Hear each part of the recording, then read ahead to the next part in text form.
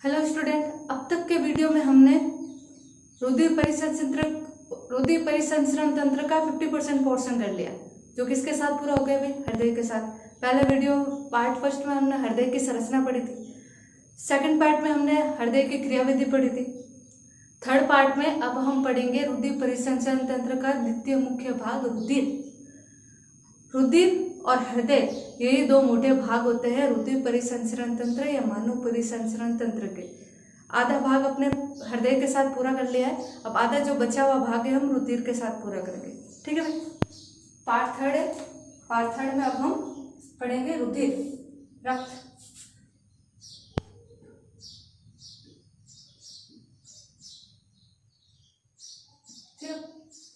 ये मुख्य परिसंचरणी माध्यम होता है। परिसंचरण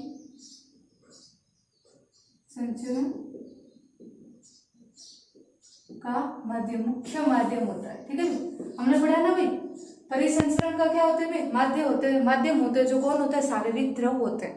उसके अंदर जो रुधिर होता है वो मुख्य परिसंचरण माध्यम होता है, और दूसरा होता है लिम्फ, जो रुधिर खाई क्या होता है? छना हुआ भाग होता है। ठीक है भाई, परिसंचरण तंत्र का मुख्य क्या होता है भाई? माध्यम होता है। रक्त के द्वारा ही, रुधिर के द्वारा ही प्रत्येक कोशिका के पास ऑक्सीजन है, ग्लूकोज है, आवश्यक पदार्थों को एक कोशिका से दूसरे कोशिका तक भेजा जाता है। और कोशिका के जो अपशिष्ट पदार्थ है, वो अपशिष्ट पदार्थ भी रुधिर के द्वारा ही अलग अलग कोशिकाओं के पास या अलग उनके आवश्यकता के अनुसार एक स्थान से दूसरे स्थान तक भेजे जाते हैं। दूसरा एक चीज, ये एक प्रकार का कैसा ऑर्गन है? मेसोडर्म। रक्त की उत्पत्ति किससे होती है भाई? मेसोडर्म से होती है, तो इसको मेसोडर्म बोल सकते हैं। तीसरी मुख्य बात, यह एक प्रकार का तरल संयोजी उत्तक होता है। अगर आपके 1 नंबर के क्वेश्चन में पूछ ले भाई रुधिर क्या है, तो रुधिर एक प्रकार का तरल संयोजी उत्तक है। तरल है क्योंकि लिक्विड फॉर्म में रहता है, तरल रूप में रहता है। संयोजी क्यों? कि प्रत्येक कोशिका को जोड़ने का क्या करता है भाई? कार्य करता है। हमारे शरीर के अंदर जितने भी कोशिका है, उत्तक है, अंग है, अंग तंत्र है, उन सब को आपस में जोड़े रखने का काम, उन सब को आपस में संयोजन करने का काम कौन करता है भाई? रुधिर करता है। इसलिए इसको क्या बोलते हैं? तरल संयोजी उत्तक। ठीक है भाई, अब इसके अलावा जो रुधिर होता है वो होता है क्या है भाई? रुधिर के मुख्य 2 भाग होते हैं, मुख्यतः 2 भाग, तरल भाग और दूसरा हो जाएगा ठोस भाग।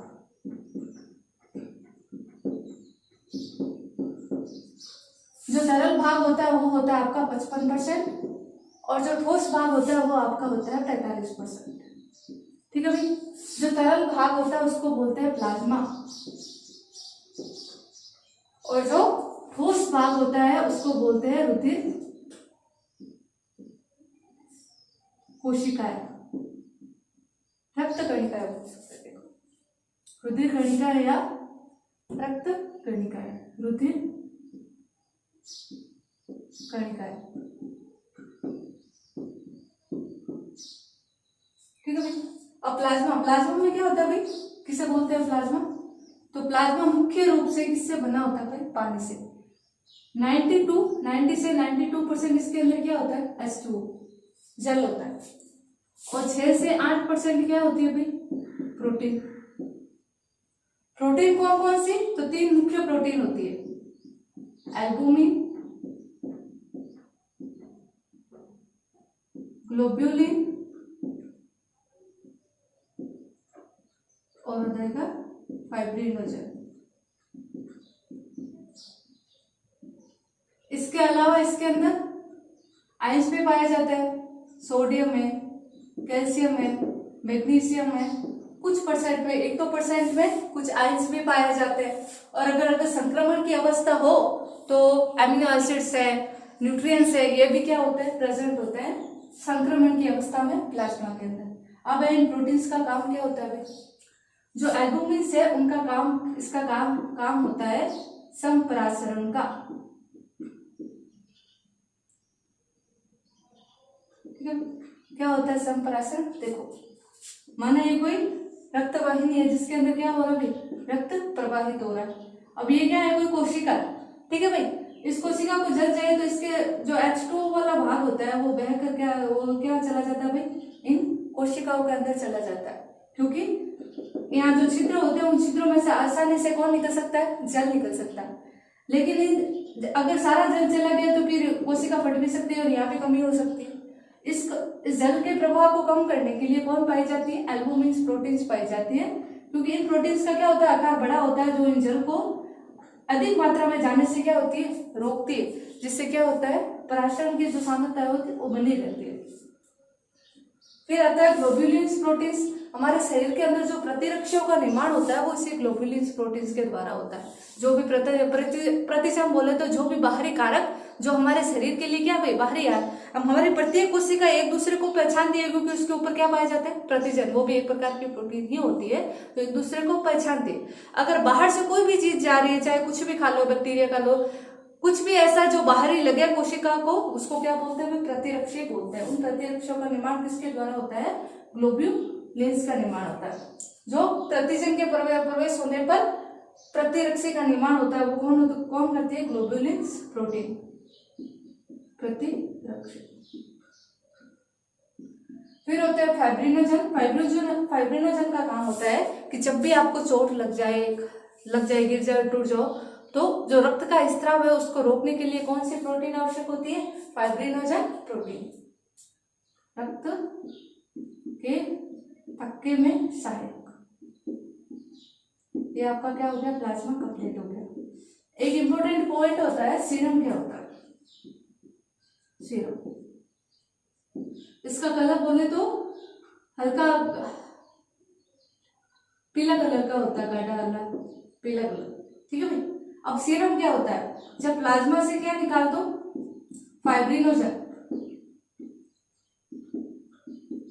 फाइब्रिनोजन प्लस रक्त स्कंदन कारक निकाल दो, तो उस पोर्शन को क्या बोलते हैं भाई, सीरम होते हैं। जब भी आपको चोट नहीं लगती है, ये फाइब्रिनोजन प्रोटीन क्या होती है, व्रत होकर उसके ऊपर क्या बना देती है, एक जाल का निर्माण कर देती है। तो जो आपको जो येलो कलर का लिक्विड लगता है सबसे पहले, वो क्या होता है भाई, सीरम होता है, ठीक है भाई। Plasma complete. अब है रुधिर कणिकाएं। हमारे ब्लड के अंदर मुख्य रूप से 3 प्रकार की रुधिर कणिकाएं होती है, आरबीसी, डब्ल्यूबीसी और प्लेटलेट्स। आरबीसी, डब्ल्यूबीसी और प्लेटलेट्स। एक इंपॉर्टेंट चीज ये भी कि रुधिर का निर्माण कैसे होता है, रुधिर का निर्माण, तो जो आपके रुधिर का निर्माण होता है वो होता है अस्थि मज्जा से। अस्थि मज्जा के द्वारा रुधिर का क्या होता है भाई, निर्माण होता है। अस्थि मज्जा क्या होता है, हड्डियां देखी होगी भाई, हमारी जो हड्डियां होती है उसके अंदर बीच के अंदर क्या होता है भाई, खोखला भाग होता है। इस खोखले भाग के अंदर इस प्रकार की गाढ़ी पीली लाल रंग की क्या पाई जाती है, कोशिकाएं पाई जाती है। इनको क्या बोलते हैं भाई, अस्थि मज्जा। यही अस्थि मज्जा मिलकर आपके संपूर्ण रक्त का क्या करते हैं भाई, निर्माण करती है, अस्थि मज्जा। आरबीसी, डब्ल्यूबीसी और प्लेटलेट्स। आरबीसी का नाम लिख दिए, इरिथ्रोब्लास्ट।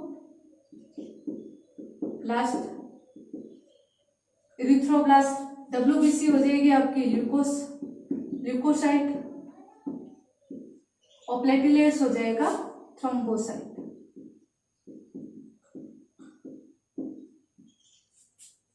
इरिथ्रो का मतलब लाल, ब्लास्ट का मतलब वो जो लाल कोशिकाओं से मिली होती है वो इरिथ्रोब्लास्ट। ल्यूकोसाइट जो सफेद कोशिकाएं होती है। आरबीसी होती है रेड ब्लड सेल, लाल रक्त कोशिकाएं, सफेद व्हाइट ब्लड सेल और प्लेटलेट्स। लाल रक्त क्यों होता है, क्योंकि उनके अंदर क्या पाया जाता है भाई, हीमोग्लोबिन पाया जाता है। हीमोग्लोबिन वर्णक के कारण कैसी होती है, लाल होती है, ठीक है भाई। अब देखो एक बार निर्माण को समझो, अस्थि मज्जा का निर्माण कैसे होता है। मान लो ये क्या है भाई, कोई हड्डी है, हड्डी के अंदर ये क्या है, बोन मेरो है। बोन मेरो से ही किसका निर्माण होगा भाई, आरबीसी होगा, डब्ल्यूबीसी होगा, प्लेटलेट्स होगा। इन सब का निर्माण किससे हो रहा है, बोन मेरो से होता है, ठीक है। बोन मेरो के अंदर क्या होती है, स्टेम कोशिका, स्टेम सेल, स्टेम कोशिका।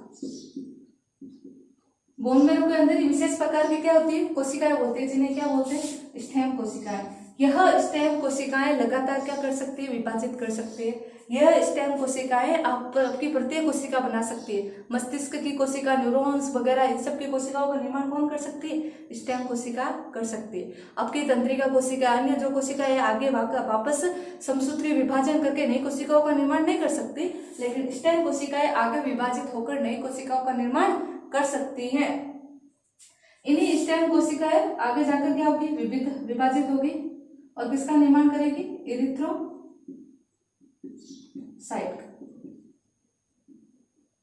इरिथ्रोसाइट एक प्रकार की कोशिकाएं होती है, ये लीजिए, इनके मध्य क्या होता है, केंद्रक होता है। इरिथ्रोसाइट या इरिथ्रोसाइट इसे बोलते हैं। यही स्टेम कोशिका जो आरबीसी का निर्माण करती है उसको क्या बोलते हैं, इरिथ्रोसाइट। ये जब अपरिपक्व अवस्था में रहती है तब इनके अंदर क्या होता है भाई, केंद्रक होता है। अपरिपक्व आरबीसी,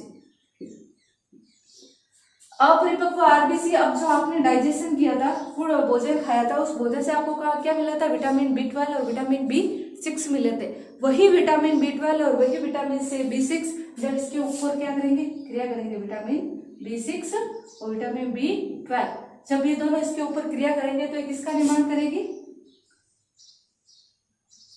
परिपक्व आरबीसी का। किसका निर्माण करेगी ये, परिपक्व आरबीसी का। बोन मेरो है, बोन मेरो के अंदर विशेष कोशिका स्टेम कोशिका है। स्टेम कोशिका के अंदर जो इरिथ्रोसाइट कोशिकाएं होती है, विशेष प्रकार की कोशिकाएं, वही इरिथ्रोसाइट जिसके अंदर एक कोश केंद्रक होता है उसको क्या बोलते हैं, अपरिपक्व आरबीसी का क्या करती है, निर्माण करते हैं। इसी अपरिपक्व आरबीसी के ऊपर विटामिन B6 और विटामिन B12 मिलकर क्या करते हैं, कार्य करते हैं। इसके अलावा इरिथ्रोपोएटिक अम्ल निकलता है जो किससे निकलता है, किडनियों से, वो भी इसके ऊपर इरिथ्रोसाइट कोशिकाओं के ऊपर क्या करता है, कार्य करता है। तो परिपक्व आरबीसी का क्या होता है भाई, निर्माण होता है। परिपक्व आरबीसी के पास केंद्र क्या होता है, नहीं होता, केंद्र क्या होगा, अनुपस्थित हो जाएगा। और इसकी आकृति कैसे हो जाएगी, इस प्रकार से इसकी क्या हो जाएगी, आकृति, और इसी को क्या बोलोगे, परिपक्व आरबीसी। निर्माण समझ में आ गया होगा। चलो लिख देते हैं अब इसको। एक मोटा कारक कि इरिथ्रोब्लास्ट आरबीसी जो होती है, सॉरी इरिथ्रोब्लास्ट नहीं यार, इरिथ्रोसाइट, जो इरिथ्रोसाइट सेल होती है, इरिथ्रोसाइट कोशिका होती है, वो लाल रंग की होती है क्योंकि इसके अंदर क्या होता है, हीमोग्लोबिन होता है। हीमोग्लोबिन एक प्रकार की पिगमेंट होता है जो इसको लाल रंग प्रदान करता है। अब जो हीमोग्लोबिन का प्राकृतिक कलर होता है वो बैंगनी रंग का होता है, एक स्वयं बैंगनी रंग का होता है, लेकिन आपको रक्त को कैसा प्रदान करता है, लाल रंग का प्रदान करता है। क्यों, क्योंकि ये जो आपके हीमोग्लोबिन में कौन होता है, पैरासुपा Fe+2I, ये किसके साथ जुड़कर, ऑक्सीजन के साथ जुड़कर कैसा रंग देते हैं, लाल रंग देते हैं। Him plus globin, him plus globin, ये क्या बनेगा, हीमोग्लोबिन। ठीक है भाई, हीमोग्लोबिन बोले तो हिम प्लस ग्लोबिन। ग्लोबिन तो क्या है, आपके एक प्रकार के प्रोटीन है। हिम का मतलब क्या है, आयरन, जो किस अवस्था में रहता है, Fe+2। यह Fe+2 आपके रक्त के अंदर ऑक्सीजन से क्रिया करके कैसा रंग देता है भाई, आपके आरबीसी को लाल, रक्त को कैसा रंग देता है, लाल रंग प्रदान करता है। अन्यथा खुद इसका जो प्राकृतिक रंग होता है वो कैसा होता है भाई, बैंगनी रंग का होता है।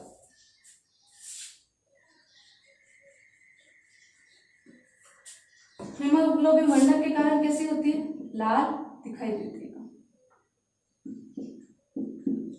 निर्माण अस्थिमज्जा, बोन मेरो,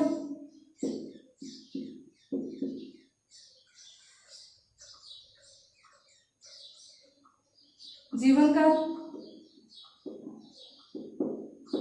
120 दिन। देखो होता क्या, ये क्या हो गया, बोन मेरो, मान लीजिए ये बोन मेरो,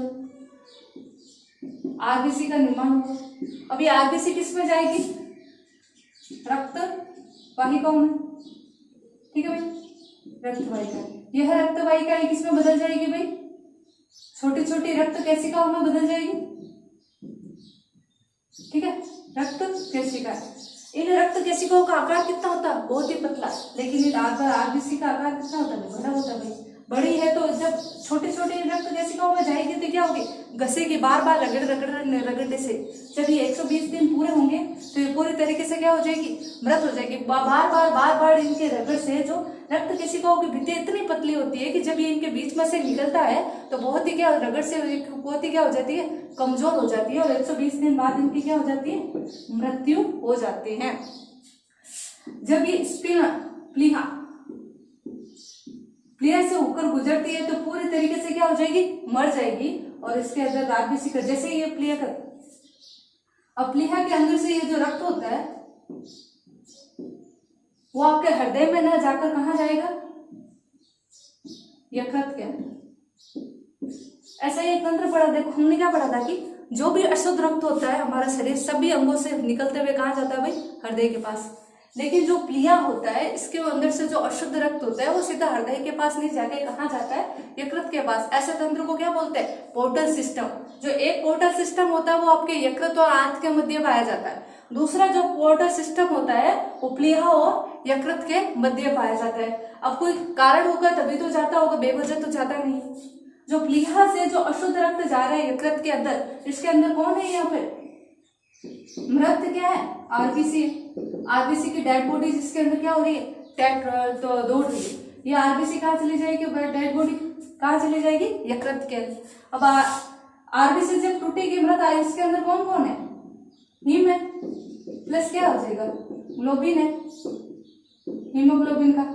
ये जो ग्लोबिन वाला पोर्शन है ये तो ऊर्जा प्रदान करने में निकल जाएगा, लेकिन जो हिम वाला पोर्शन है, हिम वाला भाग है, इस हिम वाला जो भाग है वो किसका निर्माण करेगा, बिली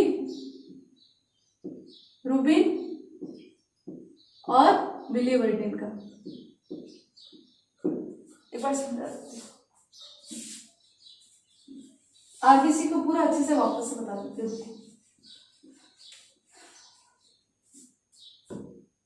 ये क्या है, आरबीसी हटा ही देते हैं पूरा।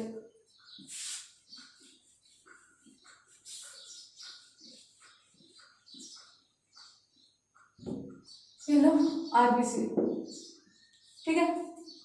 निर्माण कहाँ से हो गया, अस्थि मज्जा, ठीक है। अब मृत्यु 120 से होता क्या है, रक्तवाहिका,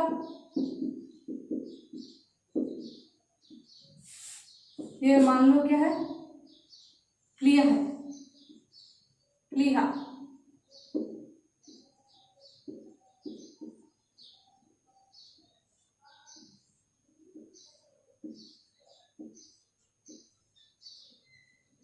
ये क्या हो जाएगी, रक्त केशिका, ठीक है। अब यहाँ तो इसका आकार क्या था, इतना, इसका आकार तो बराबर है, लेकिन रक्त केशिकाओं का आकार क्या होता जा रहा है, छोटा होता जा रहा है, जिसके अंदर रगड़ के कारण इसकी क्या हो जाती है, मृत्यु हो जाती है।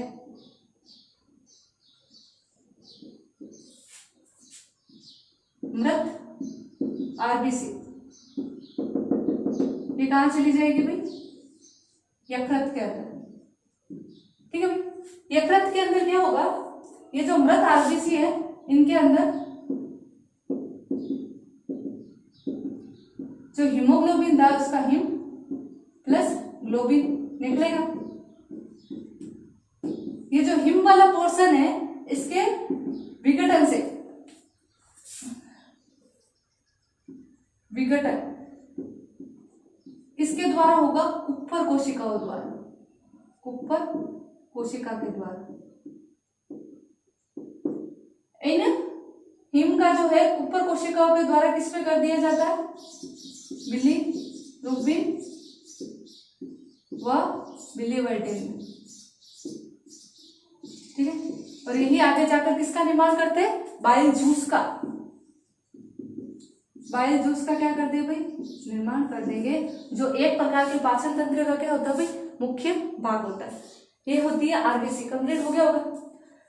निर्माण तो किससे होता है भाई, अस्थि मज्जा से होता है। एक प्रकार की विषय कोशिका होती है, स्टेम सेल बोलते हैं उनको, ये स्टेम सेल्स इसका निर्माण करती है आरबीसी का। अपरिपक्व आरबीसी में क्या होता है भाई, केंद्र उपस्थित होता है, लेकिन परिपक्व आरबीसी इस प्रकार का आकार बना लेगी और इनके अंदर केंद्रक क्या होगा, अनुपस्थित होगा। इसके अतिरिक्त कौन कौन चाहिए होता है, विटामिन B6 और विटामिन B12 प्लस इरिथ्रोपोएटिक, जो कि कहां से रिलीज होता है, वक्र के अंदर से।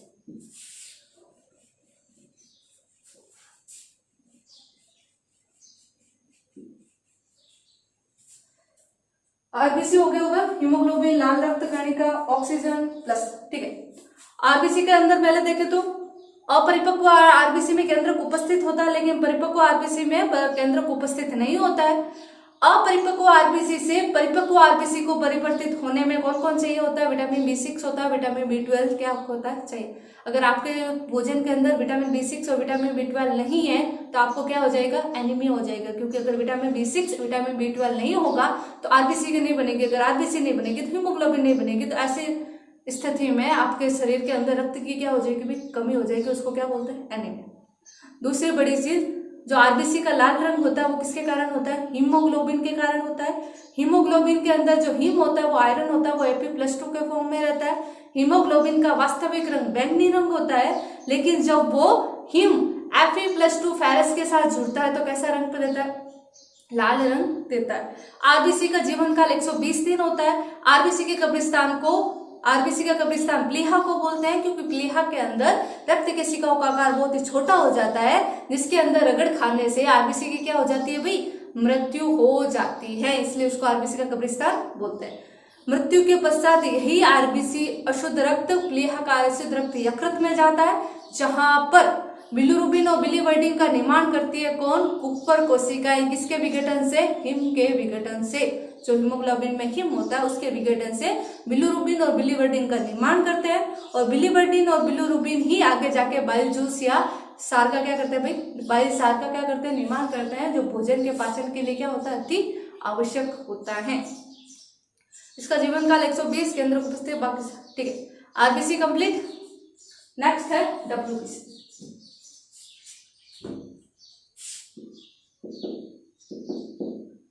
मानव के अंदर डब्ल्यूबीसी दो प्रकार की होती है, कणिकामय और दूसरा बोल दो अकर्ण कोशिका, ठीक है। कणिकामय वह कोशिकाएं होती है जो अभिरंजन को क्या करती है, ग्रहण करती है। अभिरंजन का मतलब आपके पास कोई भी पदार्थ है, उसके ऊपर कुछ छाटो तो वो क्या करे, रंग प्रदान कर, रंग को प्रकट करे, उसको क्या बोलते हैं भाई, कणिकामय। अगर रंग को प्रकट ना करे उसको क्या बोलते हैं, अकर्ण कोशिका।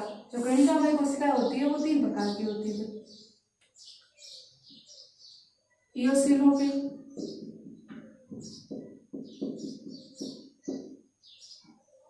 बेसोफिल्स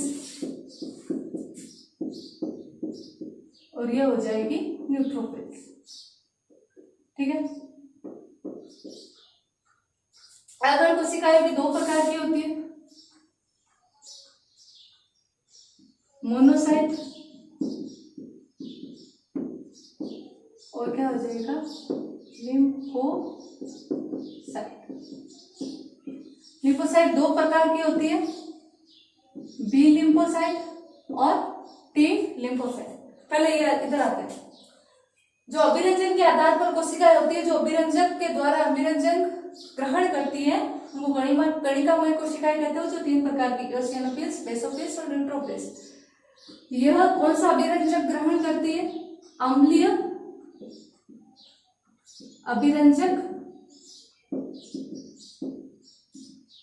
द्वारा अभिरंजित, ठीक है। यह होगा क्षारीय अभिरंजक द्वारा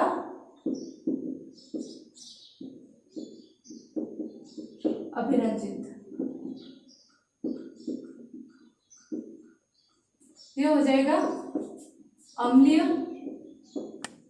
व क्षारीय अभिरंजक द्वारा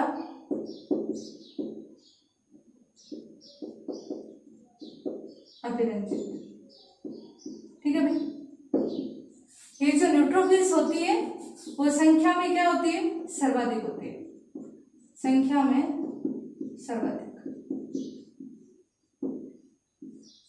और ये क्या होती है भाई, न्यूनतम। ये 0 से 2% होती है और ये होती है 60 से 65%।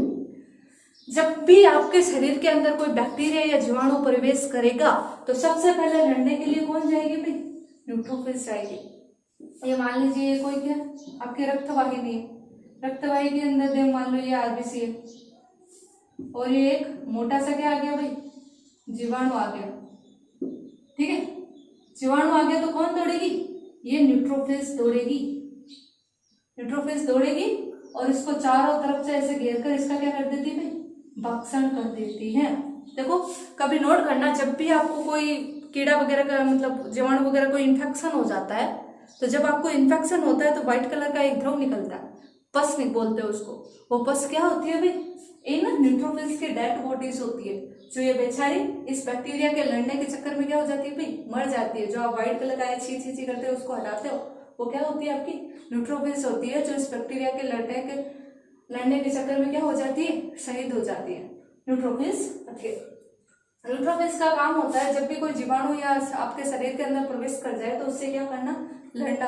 और जब भी जीवाणु प्रवेश करेगा सबसे पहले लड़ने के लिए कौन जाएगी, न्यूट्रोफिल्स जाती है। देन आती है बेसोफिल्स। बेसोफिल्स का क्या काम होता है, ये 3 प्रकार के पदार्थ का क्या करती है, स्त्राव करती है। स्त्राव कौन कौन से, हिपेरिन, हिस्टामिन और तीसरा आ जाएगा सीरोटोनिन। हिपेरिन का काम होता है आपके रक्त के अंदर रक्त के थक्के को बनने को क्या करना, रोकना। हिस्टामिन का काम होता है रक्त वाहिका के गुहा को क्या करना, बढ़ाना।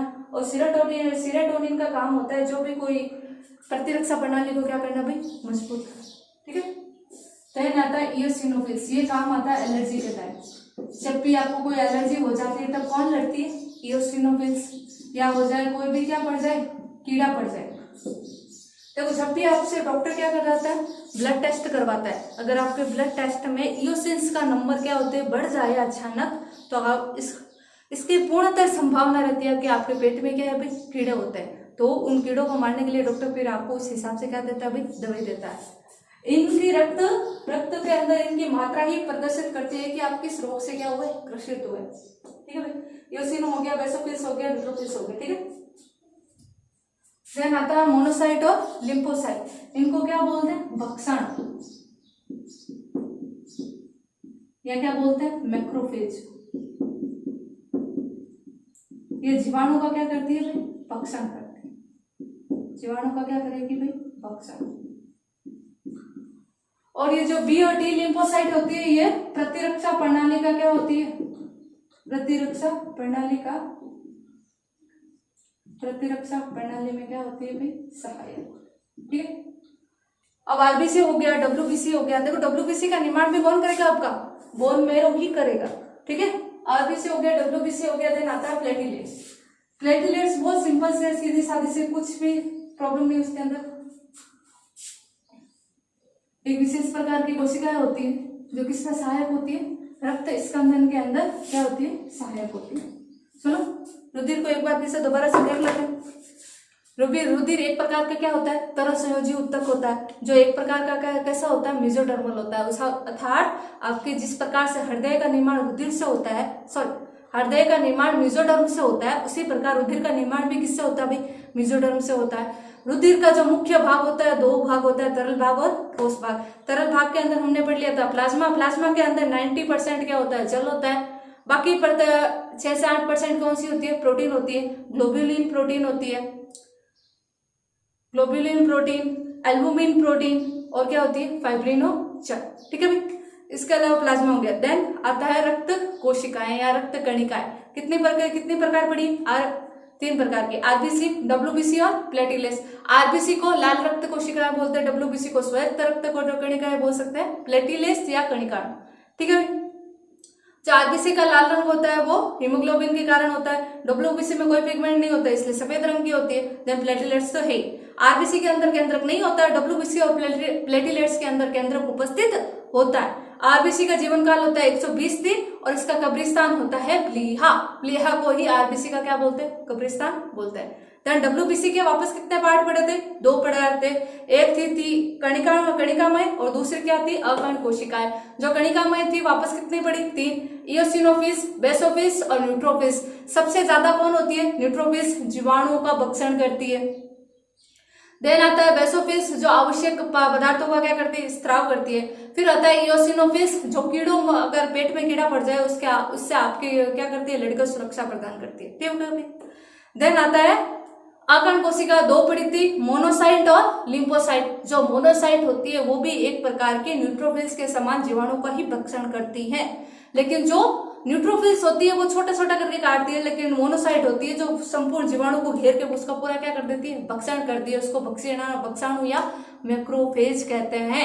इसके अतिरिक्त जब भी आप बीमार पड़ते हो सबसे पहले लड़ने के लिए कौन सी डब्ल्यूबीसी जाती है, न्यूट्रोफिल्स और मोनोसाइट। इसलिए इसको सैनिक भी बोल सकते हैं। आपके शरीर का क्या होता है, सैनिक करते हैं। जो भी बाहर का कोई युद्ध करने आता है तो सबसे पहले न्यूट्रोफिल्स और मोनोसाइट क्या होती है, लड़ने के लिए जाती है। देन आता है लिम्फोसाइट, 2 थी, बी और टी लिम्फोसाइट, जो प्रतिरक्षा प्रणाली का मुख्य का होती है भाग। ये हमने पढ़ लिया था रुधिर का भाग। नेक्स्ट वीडियो में हमने पढ़ेंगे रुधिर, ब्लड ग्रुप पढ़ेंगे। ब्लड ग्रुप के बाद रक्त की क्लोटिंग, रक्त स्कंदन, उसके बाद ये आपका चैप्टर नहीं, उसके बाद लिम्फ और लसिका उत्तक या लसिका तंत्रिका तंत्र को। ठीक,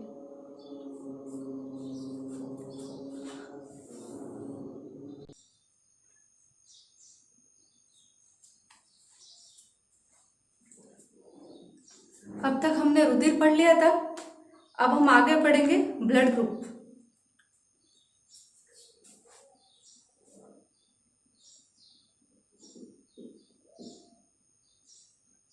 आपने कहीं कहीं सुना होगा कि ब्लड ग्रुप मेरा ए है, मेरा बी है, मेरा ए बी पॉजिटिव है, मेरा ओ है, ओ बी है। वो किस आधार पर कहते हैं वो देखते हैं। देखो, आपका जो रक्त होता है, मान लीजिए ये आपके कोई क्या है, रक्त वाहिनी, रक्त वाहिका। इसके अंदर कौन दौड़ेगा भाई, आरबीसी दौड़ेगा। ठीक है, आरबीसी दौड़नी। इन आरबीसी पर विशेष प्रकार के क्या होते हैं भाई, एंटीजन होता है। वो प्रत्येक व्यक्ति में क्या होंगे भाई, अलग होगा। अगर इसके आरबीसी में एंटीजन अलग है तो इसके आरबीसी में एंटीजन अलग होगा, इसके आरबीसी में एंटीजन क्या होगा, अलग।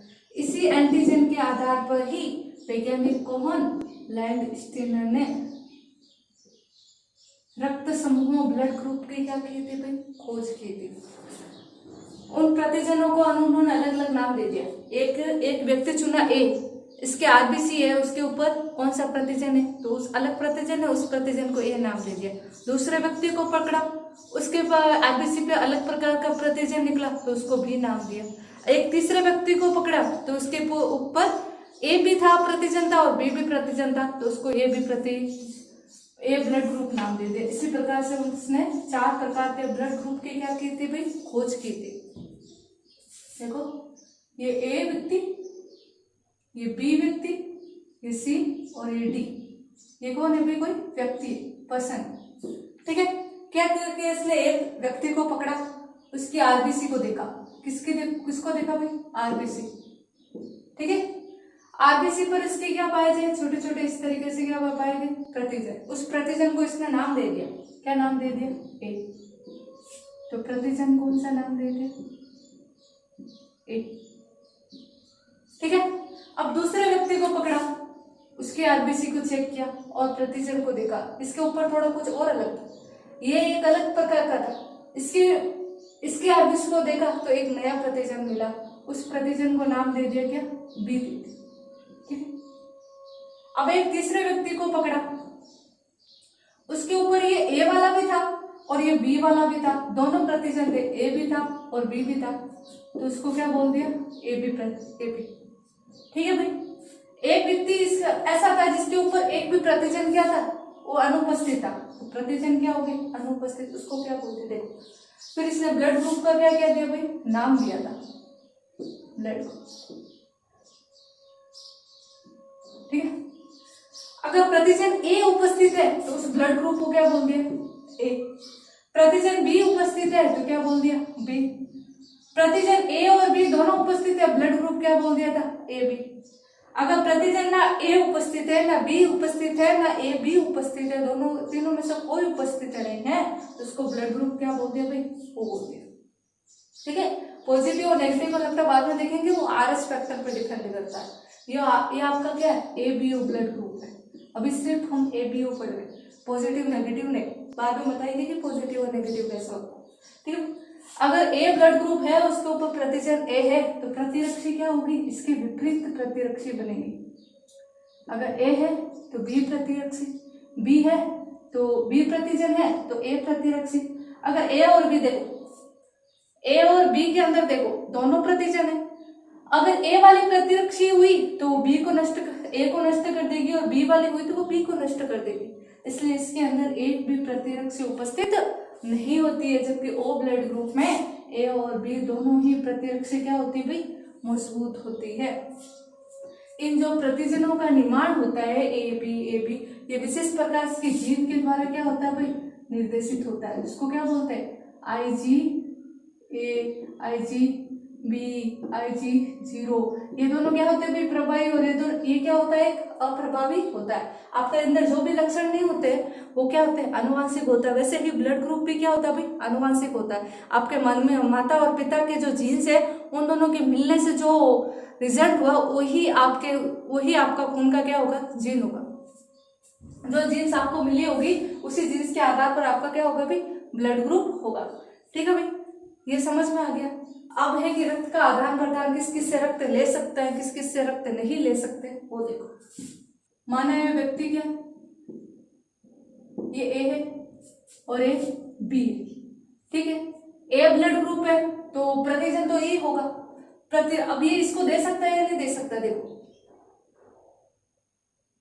ये मान लो ग्राही, ठीक है, और ये क्या मान लो दाता। दे सकता है या नहीं दे सकता? ग्राही मान लो कौन है? कोई ए है। ए ब्लड ग्रुप वाला कौन है? ग्राही। दाता कौन है? बी ब्लड ग्रुप वाला। अब इसको कौन कौन सा दे सकते हैं? ये इसकी क्या है भाई? आरबीसी।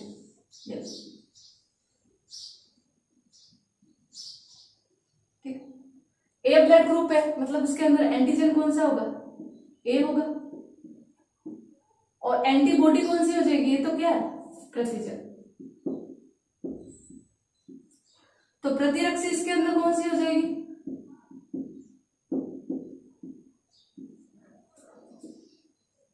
बी हो जाएगी। ठीक है, प्रतिरक्षी बी। अगर ए रक्त समूह है तो उसके अंदर कौन सी प्रतिरक्षी मौजूद है? बी जन्म से ही मौजूद है, प्रतिरक्षी मौजूद रहेगी। इसने कभी ना कभी ए ऐसा कोई एंटीजन खाया होगा जिसके अंदर बी एंटीजन मौजूद रहा हो, जो उसके अंदर बी प्रतिरक्षी के प्रकार निर्माण को क्या करता है? प्रेरित करता है। जन्म के समय यह प्रतिरक्षी मौजूद नहीं रहती है। अगर आपने कभी बी प्रतिजन खाया होगा तभी आपके पेट के अंदर बी प्रतिरक्षी बनी, अन्यथा नहीं बनी। ठीक है, अब ये दाता है। दाता मतलब इसका रक्त अब इसके अंदर डालोगे आएगा भाई, इसके ब्लड ग्रुप में क्या है? बी प्रतिजन है, और इसके अंदर प्रतिरक्षी कौन सी हो जाएगी? ए प्रतिरक्षी हो जाएगी। ठीक है भाई, जैसे ही ये रक्त इसके अंदर आया तो इसके अंदर कौन है भाई? ये बी प्रतिजन है, तो ये किससे करेगी? इससे क्रिया करेगी और इसको क्या कर देती है भाई? नष्ट कर देती है। जैसे ही प्रतिजन और प्रतिरक्षी की क्या होती है? क्रिया हो जाती है। प्रतिजन और प्रतिरक्षी आपस में क्या हो? जुड़ जाओ, तो रक्त का क्या हो जाता है? सम्मोहन। रक्त का क्या बन जाता है? गुच्छा बन जाएगा, और रक्त का गुच्छा बनते व्यक्ति की क्या हो जाती है भाई? मृत्यु हो सकती है। अर्थात ए ब्लड ग्रुप वालों को बी का ब्लड ग्रुप नहीं दे सकते। क्यों? क्योंकि अगर बी वाला ब्लड ग्रुप देखो तो बी के ऊपर कौन है? बी प्रतिजन है। जो ए वाले के अंदर कौन है? ये बी प्रतिरक्षी बैठे। ये प्रतिरक्षी इस प्रतिजन को क्या करते हैं कि भाई नष्ट कर देते। रक्त का समूह व्यक्ति की क्या हो जाएगी? मृत्यु हो जाएगी। अतः ए और बी का आपस में रक्त का आदान प्रदान नहीं हो सकता। ठीक है भाई, ए वाला किससे नहीं ले सकता? बी से ना ही दे सकता है। अब दूसरा ले लीजिए, कौन? ए ले लेते हैं। अब ए वाला तो ए को दे ही सकता है भाई, क्या दिक्कत है? इसके अंदर ए प्रतिजन है, इसके अंदर भी ए प्रतिजन होगा, इसके अंदर बी प्रतिरक्षी, ये बी प्रति। अब ये बी प्रतिरक्षी इस ए एंटीजन को कुछ नहीं कर रही है, तो इसके वाले एंटीजन को क्यों कुछ करेगी? ए वाला ए को दे सकता है। ठीक है भाई, अगर ले लो ए बी, क्या ए ब्लड ग्रुप ए बी से ले सकता है या नहीं ले सकता? लो भाई, ये ए बी ब्लड ग्रुप, प्रतिरक्षी कौन सी आ जाएगी भाई? कोई प्रतिरक्षी मौजूद नहीं होगी, लेकिन जैसे ही ये आरबीसी क्या आएगी, इसके अंदर आएगी, ये आरबीसी कौन सा है? ए है और बी है, दोनों है। तो ये कौन बेटी है? बी प्रतिरक्षी बेटी है, ये है बी प्रतिरक्षी। किसके ऊपर क्रिया करेगी? इस बी प्रतिजन पर क्या कर देगी? क्रिया करेगी। जैसे ये क्रिया करेगी, रक्त का क्या हो जाएगा? समूह व्यक्ति की क्या हो जाएगी भाई? मृत्यु हो जाएगी। तो ए वाला ए से ले सकता है, बी से नहीं ले सकता, ना ही ए बी से ले सकता है। अब बचा कौन भाई? ओ बचा है, ओ को भी देख लेते, क्या वो दे सकता है? ये लीजिए ओ।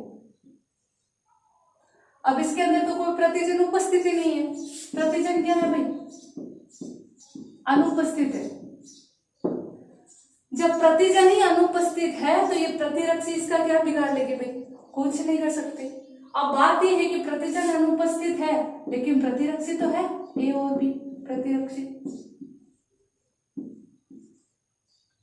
ये ए और ये बी, ए और बी प्रतिरक्षी। बात यह है कि भाई जो ग्राही की प्रतिरक्षी है वो दाता के प्रतिजन के साथ क्रिया करके रक्त का समूहन कर सकते हैं, क्योंकि जो ग्राही है उसका 5 लीटर रक्त है और जो दाता है वो कितना होगा? 2 ml या 1 ml रक्त का क्या करेगी? ग्रहण करेगी। तो 2 ml के अंदर कितनी प्रतिरक्षी होगी और इसका क्या बिगाड़ लेगी?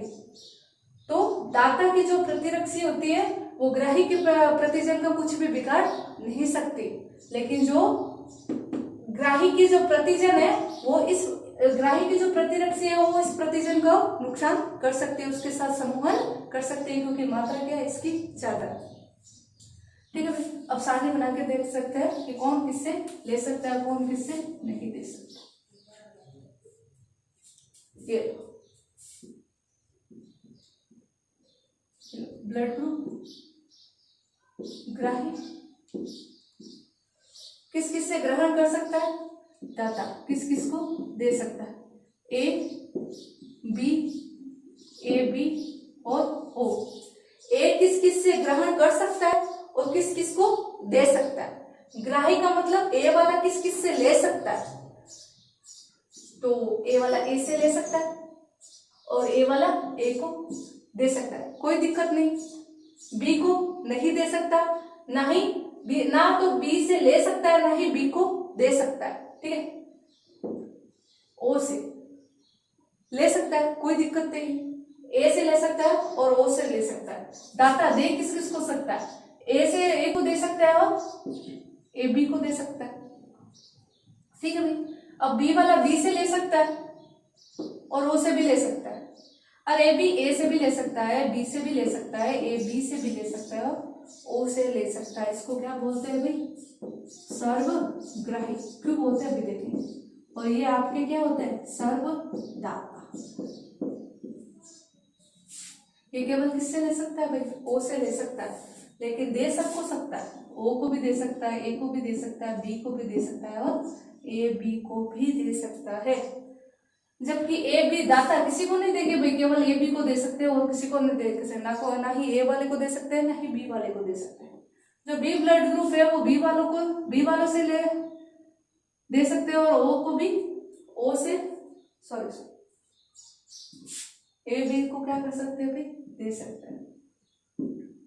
ठीक है भाई, ये है आपका ब्लड ग्रुप, किस किस से ले सकते हैं, किस किस से दे सकते हैं। ये सबसे ज्यादा को सर्वग्राही कौन सा होता है? सर्वदाता कौन सा? सर्वग्राही होता है ए बी और सर्वदाता होता है ओ। ये सर्वदाता क्यों होता है? क्योंकि इसके अंदर कोई भी एंटीजन नहीं होता है। कोई एंटीजन नहीं होगा तो किसी भी रक्त समूह के प्रतिरक्षी के साथ कोई समूहन नहीं होता है। जबकि ये सर्वग्राही क्यों होता है? क्योंकि भाई इसके अंदर कौन होते हैं? ए और बी दोनों एंटीजन होते हैं, कोई प्रतिरक्षी ही नहीं है, तो कोई भी आ जाओ इसको कोई फर्क ही नहीं पड़ता। तो ये सबसे क्या कर सकता है? ले सकता है, लेकिन किसी को दे नहीं सकता। ये हो गया आपका ब्लड ग्रुप ए, बी और ओ।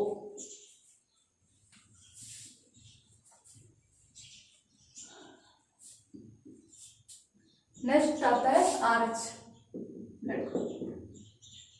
ये रिसेस बंदर पर खोजा गया था, इसलिए इसको क्या बोलते हैं, RH ब्लड ग्रुप बोलते हैं। रिसेस बंदर में भी पाया जाता है, हमारे आरबीसी के अंदर भी पाया जाता है। देखो क्या हो, किसी की भी आरबीसी पर अगर RH उपस्थित है तो इसको क्या बोल दोगे, RH पॉजिटिव, और अगर RH अनुपस्थित है तो इसको क्या बोल दोगे, RH नेगेटिव। ठीक है, मान लो ये भी कोई ब्लड ग्रुप है, इसके ऊपर कौन है भाई, प्रतिजन ए है, प्लस साथ में कौन है, RH पॉजिटिव, तो इसको क्या बोलोगे, ए प्लस, ए पॉजिटिव। और अगर ये कोई आरबीसी है, ए तो है लेकिन RH नहीं है, तो इसको क्या बोल दोगे, ए नेगेटिव। सिंपल सा, वही ए बी ब्लड ग्रुप की तरह ही है। अगर RH पॉजिटिव है तो RH पॉजिटिव है तो उसको A positive, B positive, A B positive और ओ पॉजिटिव। और अगर किसी ब्लड ग्रुप में RH फैक्टर नहीं है, RH प्रतिजन नहीं है, तो उसको बोल दोगे O negative, A negative, A B negative और ओ नेगेटिव। नेक्स्ट आता है, एक रोग होता है एरिथ्रोब्लास्टोसिस फिटेलिस। ये क्या होता है, एरिथ्रोब्लास्टोसिस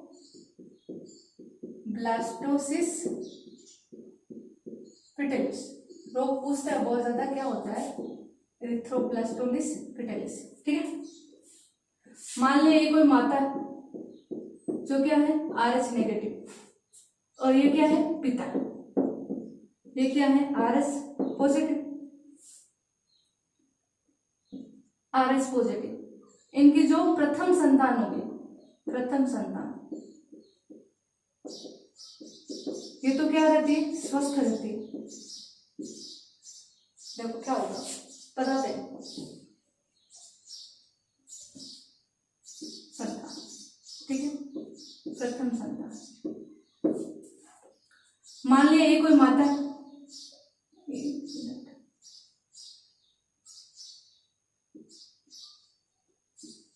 ये कोई माता है, ठीक है भाई, इसके गर्भ में कोई क्या है, शिशु है, कोई शिशु है, ये मान लिया कोई शिशु है, ठीक है।